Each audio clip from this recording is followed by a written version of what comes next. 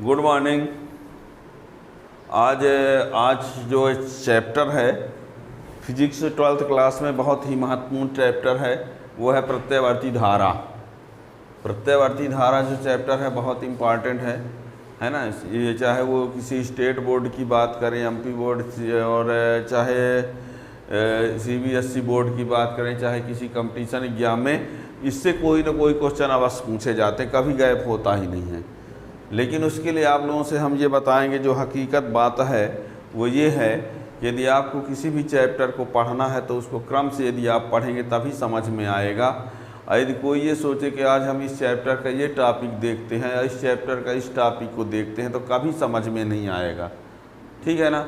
चाहे आप जिसके चैनल में आप जिस भी टॉपिक को पढ़ना हो तो क्रम से ही पढ़ेंगे तब समझ में आएगा। पढ़ने की बात जहाँ है, कोई पिक्चर तो है नहीं कि आप जहाँ से पहुँच गए वहीं से देखने लगे। कोई गाना है आधे में भी सुन सकते हैं, है ना। तो यानी फिजिक्स को यदि पढ़ना है तो आपको स्टार्ट से, जैसे मान लीजिए अब 7 चैप्टर है, 7 चैप्टर का हम आज स्टार्ट में बताएंगे। जो स्टार्ट बताएंगे उसको आप पढ़ेंगे, या कल जब उसका नया टॉपिक लेक्चर वीडियो आएगा उसको भी देखें तो भी समझ में आएगा। और यदि आपने आज देखा 5-6 दिन बाद अब 7वां लेक्चर देखना शुरू किए तो कुछ समझ में नहीं आएगा, तो ये सर क्या पढ़ा रहे हैं, है ना। तो यदि आपको पढ़ना है, किसी को भी किसी चैनल से पढ़ना है किसी चैप्टर को, तो आपको क्रम से ही पढ़ना पड़ेगा, समझना है तो। और देखना ही भर है तो कोई बात ही नहीं है। तो चैनल में जो भी नए हों तो चैनल को सब्सक्राइब कर लेंगे तो उसका नोटिफिकेशन मिलता रहेगा कि हाँ आज हमने ये पढ़ा, उसके आगे का ये टॉपिक है, उसके आगे का ये टॉपिक है। ठीक है ना। तो मेरा चैप्टर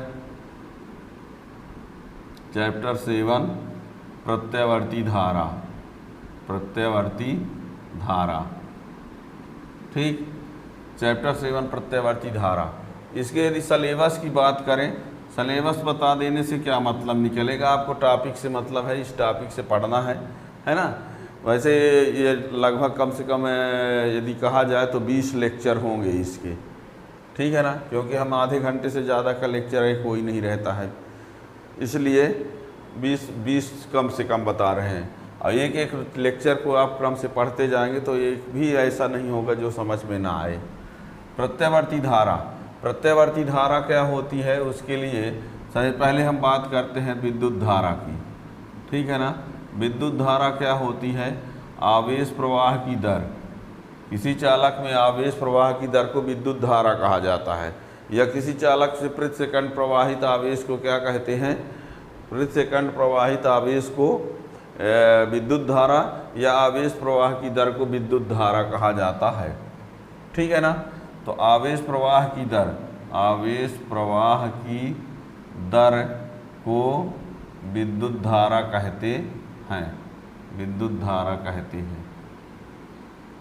आवेश प्रवाह की दर को विद्युत धारा कहते हैं। I से प्रदर्शित करते हैं, I = dQ/dt, है ना। इसी को I = Q/T भी लिखा रहता है, इसी को I = यानी E/T लिखा रहता है ना। ये आवेश के क्वांटीकरण से Q का मान, या आवेश प्रति सेकंड प्रवाहित आवेश, ये मत सोचिए dd कैंसिल हो गए हैं।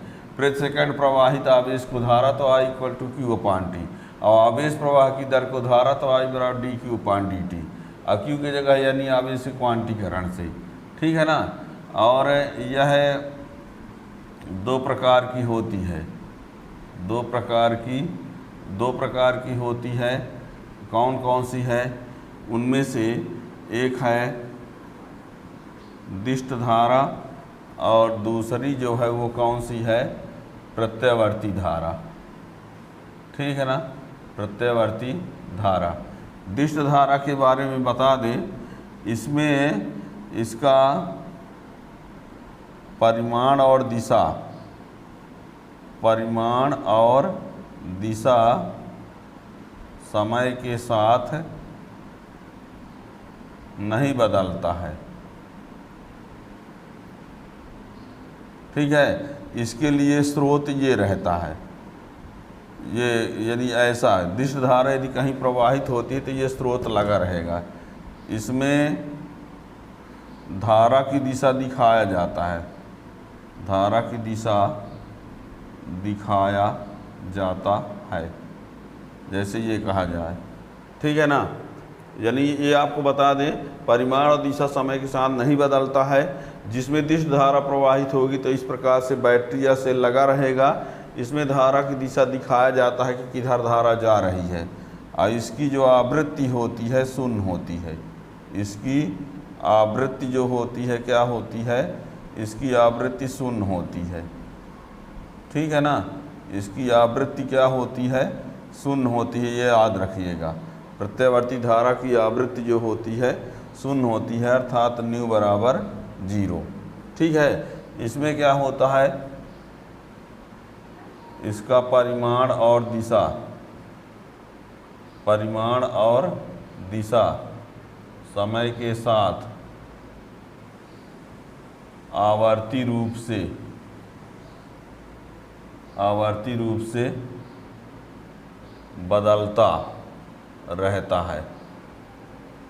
ठीक है ना, और इसमें ये बता दें इसको इस प्रकार से दिखाया रहता, ऐसा कहीं है तो ये एसी का सोर्स है। धारा की दिशा दिखाना अनिवार्य नहीं, धारा की दिशा इसमें नहीं दिखाया जाता। हम लिख क्यों रहे हैं, बता दे रहे हैं। इसमें धारा की दिशा दिखाना जरूरी नहीं होता है। और आवृत्ति इसकी जो होती है 50 हर्ट्ज होती है। इसकी आवृत्ति क्या होती है, 50 हर्ट्ज। यानी ये इंडिया में प्रत्यावर्ती धारा की आवृत्ति 50 चक्र, बल्कि यूएसए में यही 60 भी होती है। ठीक है ना, तो इसकी आप न्यू बराबर क्या लिखेंगे, 50 हर्ट्ज। ध्यान दीजिएगा, परीक्षा में कहीं कहीं पूछ दिया जाता है। इसका परिमाण तो समय के साथ आवर्ती रूप से बदलता रहता है। इसका स्रोत इस प्रकार रहता है, इसकी आवृत्ति 50 चक्र प्रति सेकंड होती है। इसमें दिशा जरूरी नहीं होता है दिखाना, इसमें दिशा दिखाया रहता है। ठीक है ना, इसका ये बता दे, ये जो है 2 प्रकार की होती है।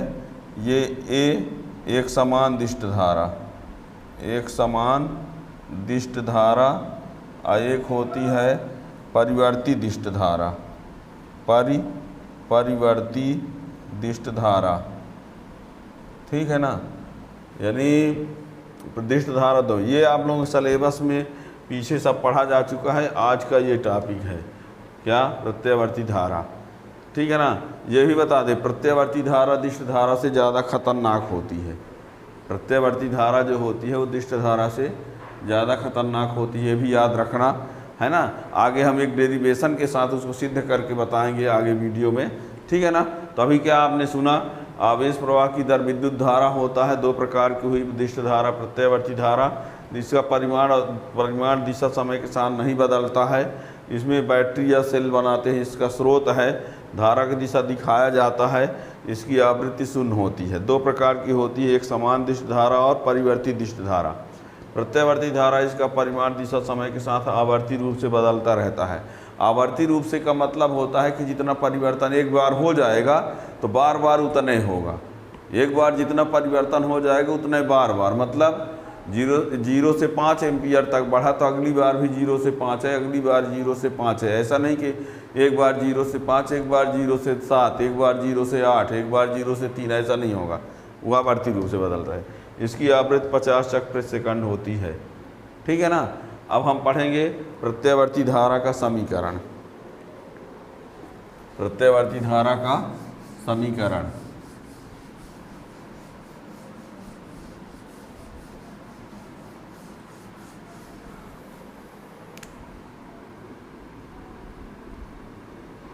प्रत्यावर्ती धारा का समीकरण। देखिए, इसको पढ़ने के लिए आप लोगों को बता दें, फाई बराबर आपको NBA cos थीटा ये पता होना चाहिए। E बराबर -d फाई अपान dt पता होना चाहिए। एक और पता होना चाहिए कि d अपान dx है, साइन AX है तो इसका अवकलन होता है cos AX into A, sine का। ठीक है, और d अपान dx है, यदि cos AX है तो इसका होगा minus sine AX into A, इसकी ज़रूरत पड़ेगी। ठीक है ना, तो इन सब बातों को ध्यान रखना है। कोणीय वेग बराबर होता है कोणीय विस्थापन बटे समय, इसकी भी ज़रूरत पड़ेगी। अब सुनो, होता क्या है, फाई बराबर एन बी ए कॉस थीटा होता है। एन फेरों की संख्या बी चुंबकीय क्षेत्र, क्षेत्रफल थीटा कुंडली के अभिलंब और चुंबकीय क्षेत्र के बीच बना कोण। अब ये बता दें, इसमें ये बता दें कि यदि एन बी ए थीटा, चार राशियां हैं एन बी ए और थीटा, इन चार राशियों में किसी भी राशि में एन बी ए कॉस थीटा है तो एन में या बी में या थीटा में किसी में भी यदि परिवर्तन होता है तो फाई बदलेगा। ठीक है, एन बी ए कॉस थीटा तो एन में परिवर्तन होने से फाई बदलेगा, बी में परिवर्तन होने से भी फाई बदलेगा, ए में परिवर्तन होने से फाई बदलेगा, थीटा में परिवर्तन होने से फाई बदलेगा।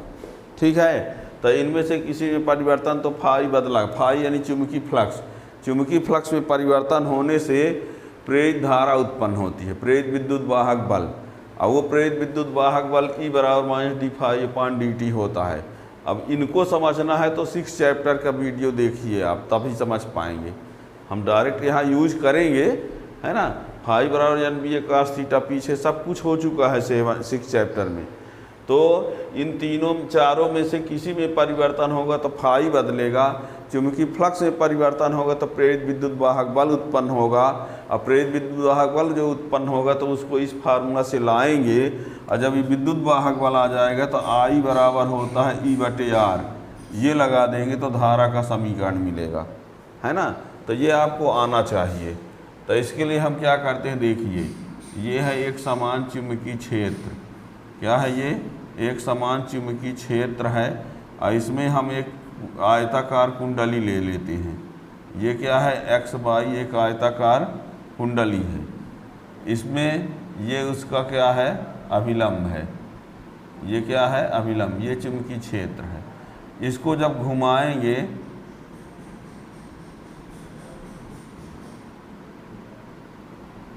एक्स डैश वाई डैश, तो इसका जो अभिलंब होगा वो ओ एन डैश होगा, है ना।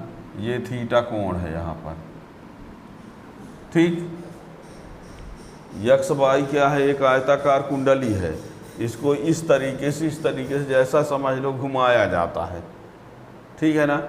तो जब एक समान चुंबकीय क्षेत्र में आयताकार कुंडली को हम घुमाएंगे, ध्यान दीजिए, जब इस कुंडली को घुमाएंगे तो अभिलंब और चुंबकीय क्षेत्र के बीच जो कोण बनेगा, अभिलंब और चुंबकीय क्षेत्र के बीच जो कोण बनेगा वो बार बार बदलेगा। जब किसी कुंडली को एक समान चुंबकीय क्षेत्र में हम क्या करेंगे, घुमाएंगे, तो जैसे ये कोण, ये थीटा का मान क्या होगा, बदलेगा घूमने पर। जब थीटा का मान बदलेगा, ये बदलेगा, तो उसकी वजह से कौन बदलेगा, चुंबकीय फ्लक्स। और जब चुंबकीय फ्लक्स में परिवर्तन होगा तो प्रेरित विद्युत वाहक बल उत्पन्न होता है। फैराडे ने बताया 6 चैप्टर में। और जो विद्युत वाहक बल उत्पन्न होता है तो उसको ज्ञात करने का ये नियम बताया गया। और जब ये ज्ञात कर लेंगे, विद्युत वाहक बल आ जाएगा तो आई बराबर होता है ई बटे आर। तो आई का मान आ जाएगा, यानी वही धारा का समीकरण हो जाएगा। ठीक है ना। तो अब देखिए कैसे लगाते हैं, ठीक है ना, साथ में सब बताते हुए चलेंगे।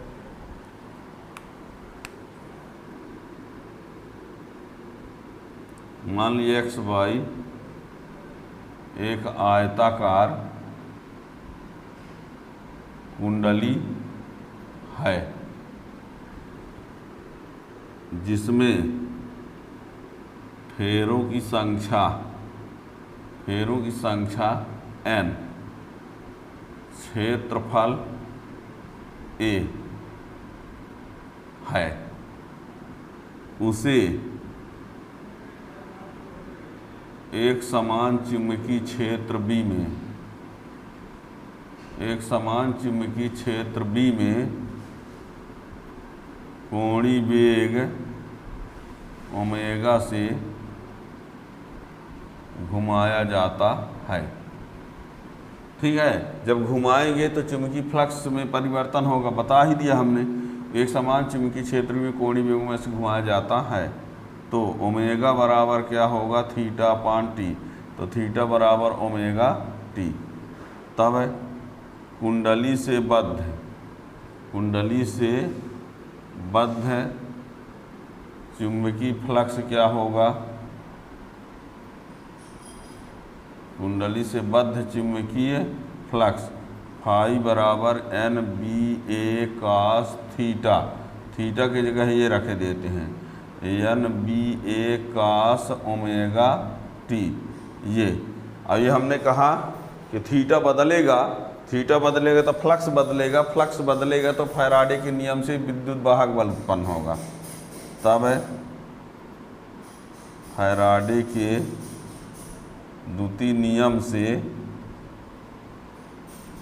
E बराबर माइनस डी फाई अपान डी टी, माइनस डी अपान डी टी, और ये एन बी ए कास ओमेगा टी, यहाँ minus N b a omega, n b a बाहर हो गया और इसका अवकलन क्या होगा, ये रहा, तो minus sine omega t into omega, n b a बाहर कर दिया, एन बी ए बाहर, और कास ओमेगा टी का minus sine omega t into omega, ये माइनस भी बाहर ओमेगा भी बाहर, तो ये हो गया n b a omega sine omega t, ये ई बराबर, ठीक है, यहाँ तक पहुँचे।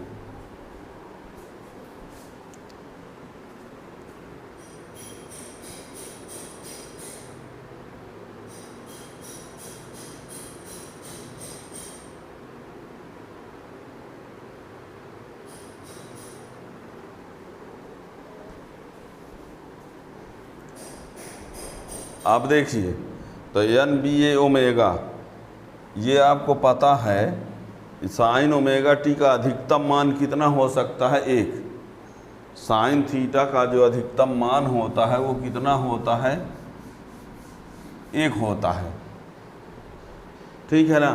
तो साइन थीटा का अधिकतम मान जब एक हो जाएगा तो ये इसका अधिकतम मान कहलाएगा। आगे बढ़ते हैं, ई बराबर E zero sine omega T, जहाँ हम ई जीरो किसको माने हैं, एन बी ए ओमेगा, इसको बोलते हैं प्रेरित विद्युत वाहक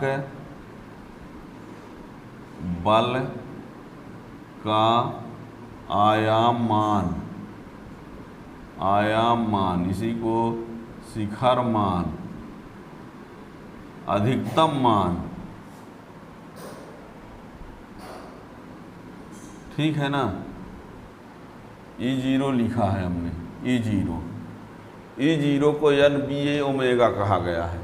ये एन बी ए ओमेगा विद्युत वाहक बल का सबसे अधिक मान होगा, इससे ज़्यादा नहीं हो सकता। क्यों नहीं हो सकता, क्योंकि ये साइन ओमेगा टी का मान अधिकतम एक ही हो सकता है।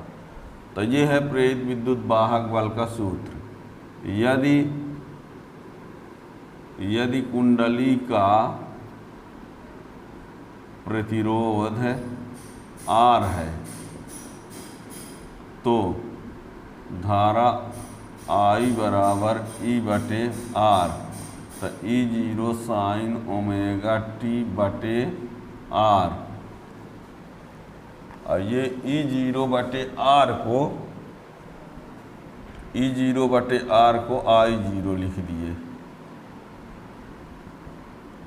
जहाँ आई जीरो हमने किसको लिखा है, ई जीरो बटे आर, धारा का आयाम मान, ठीक है, आयाम मान शिखर मान। अब यही है प्रत्यावर्ती धारा का समीकरण, यही प्रत्यावर्ती धारा का समीकरण है, ठीक है ना। या इसी प्रकार वोल्टेज का समीकरण, इसी प्रकार प्रत्यावर्ती वोल्टेज का समीकरण क्या लिखेंगे, V बराबर V zero sine omega T, ठीक है ना। अब यहाँ पर ये प्रत्यावर्ती धारा का जो समीकरण आया है, क्या क्या कहा हमने, फिर से सुनिए। जब इस कुंडली को यहाँ घुमाएंगे तो ये थीटा बार बार बदलेगा, जब कुंडली को चुंबकीय क्षेत्र में घुमाएंगे तो थीटा बार बार बदलेगा, और जब थीटा बार बार बदलेगा तो फाई भी बदलेगा, फाई बदलेगा तो विद्युत वाहक बल उत्पन्न होगा। और इस फार्मूला से विद्युत वाहक बल ई का मान आ गया, और जब विद्युत वाहक बल का मान आ गया तो प्रतिरोध R होने पर धारा I बराबर E/R, और इस मान को रख दिया E0/R से क्या हो गया, I0 लिखे धारा का आयाम मान। तो ये प्रत्यावर्ती धारा का समीकरण है, ये प्रत्यावर्ती वोल्टेज का समीकरण है, ठीक है ना। अब यहाँ पर यदि हम ये t के साथ I के मान में परिवर्तन कैसे कैसे होता है तो इसको हम दिखाते हैं, है ना। ये t का मान जब अपने से रखते जाएंगे तो उसके संगत I का मान मिलता जाएगा, और जो I का मान मिलेगा वह आवर्ती रूप से बदलेगा। तो कैसे हम एक दिखाते हैं उसको।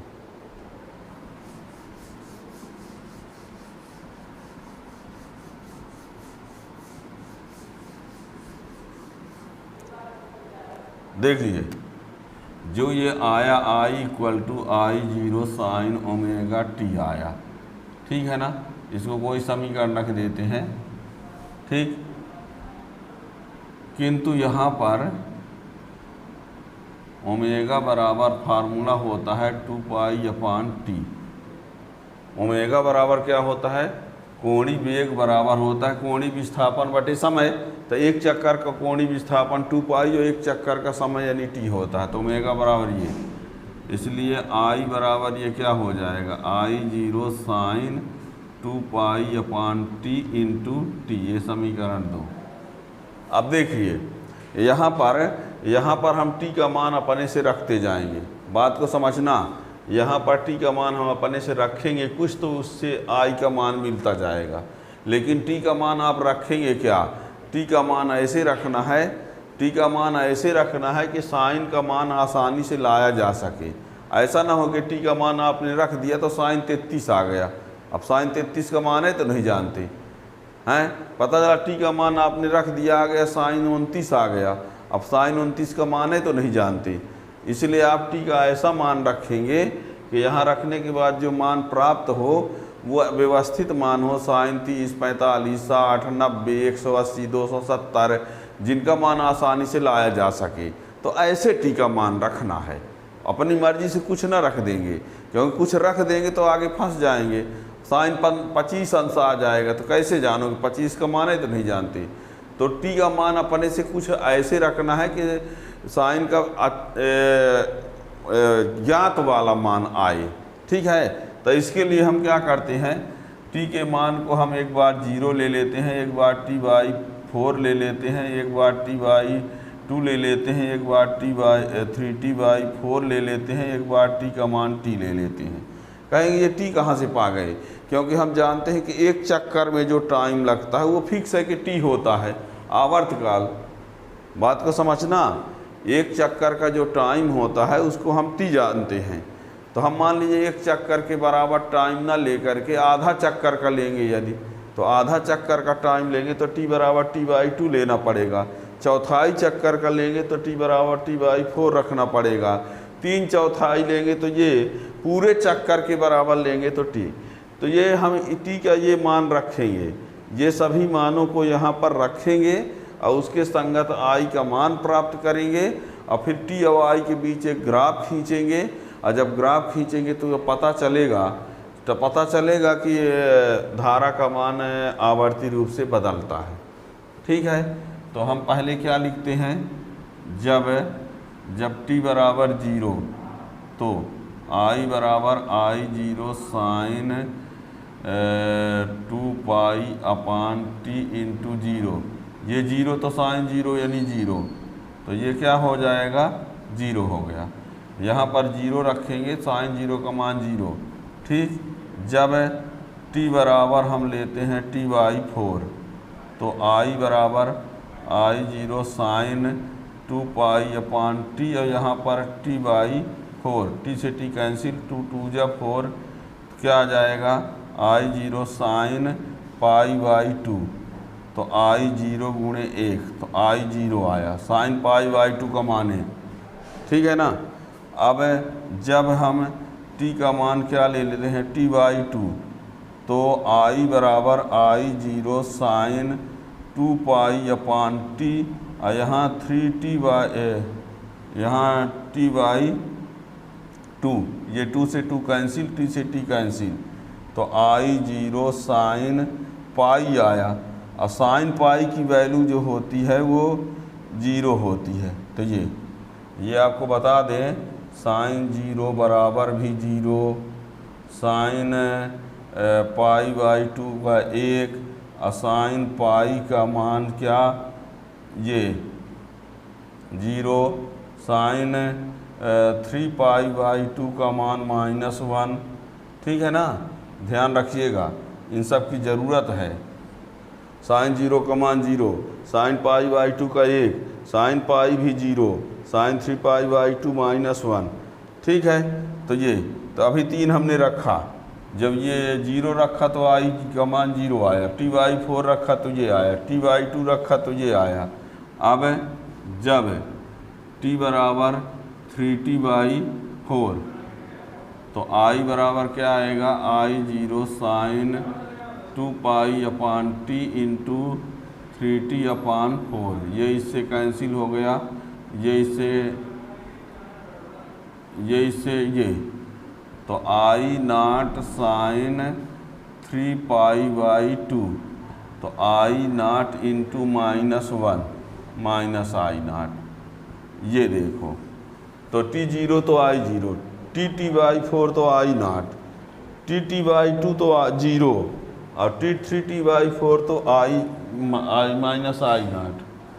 फिर क्या करते हैं, जब t बराबर कैपिटल T, तो I बराबर I0 साइन 2 पाई अपान टी इंटू टी, तो ये कैंसिल, तो ये क्या आया, साइन 2 पाई, तो ये 0 हो जाएगा।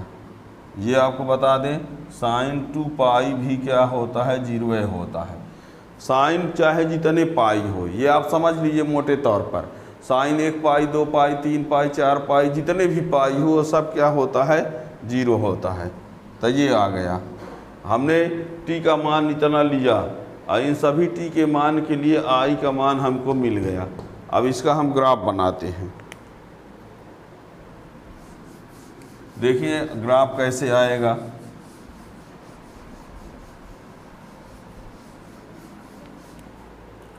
यहाँ देखिए एक टेबल बना दे। पहले हमने ये बताया आप लोगों को, हमने यहाँ t लिया, यहाँ I, जब 0 लिए तो ये 0 आया, जब t/4 लिए तो I 0 आया, t/2 लिए तो 0 आया, 3t/4 लिया तो -I 0, और जब t लिया तो 0 आया। यानी ये देखिए, ये है टाइम और ये है धारा I, इसमें हम I0 प्लस में ले लेते हैं और इसमें I0 माइनस में, t/4, t/2, 3t/4 और ये t। अब देखना, जब हम t का मान 0 लेंगे तो I 0 होगा, यानी यही वाला बिंदु। जब t/4 लेंगे तो ये कितना होगा, I 0, तो इसके सामने ये बिंदु होगा। और जब t/2 लेंगे तो ये देखिए, 0 लिए तो I कब 0, t/4 लिए तो I 0, तो इसके सामने ये बिंदु, जब ये तो ये। और जब 3t/4 लेंगे तो I0, तो I0 माइनस में ये वाला बिंदु होगा। और जब फिर से तो ये इनको ज्वाइन करा दिया जाए तो ये समय के साथ धारा में परिवर्तन। ठीक है, आगे ऐसे लेते जाएंगे तो फिर से वही आता जाएगा। ठीक है ना। अब यहाँ से देखिए, एक चक्र में, बात को समझना, ये तो शुरुआत है, चाहे इसको शुरुआत मान लो, चाहे इसको इसका ये शुरुआत मान लो, तो ये यानी देखिए, यहाँ से यहाँ तक में एक चक्कर हुआ, यहाँ से यहाँ तक में एक चक्कर, तो एक बार ये अधिकतम है, एक बार ये अधिकतम है, तो एक चक्कर में 2 बार अधिकतम हुआ, 2 बार न्यूनतम। इसको न्यूनतम मानो, 3 ठो ना गिनना, ये तो अगले की स्टार्टिंग हो जाएगी, तो इनको मान लो। तो देखो, एक चक्कर में 2 बार अधिकतम, एक चक्र में 2 बार अधिकतम और 2 बार शून्य एक चक्र में, और 1 सेकंड में 50 चक्कर होता है।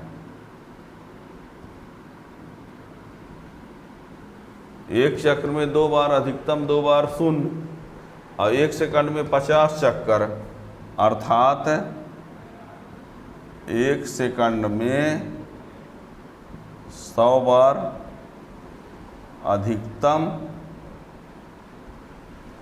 और 100 बार शून्य होगा कि नहीं।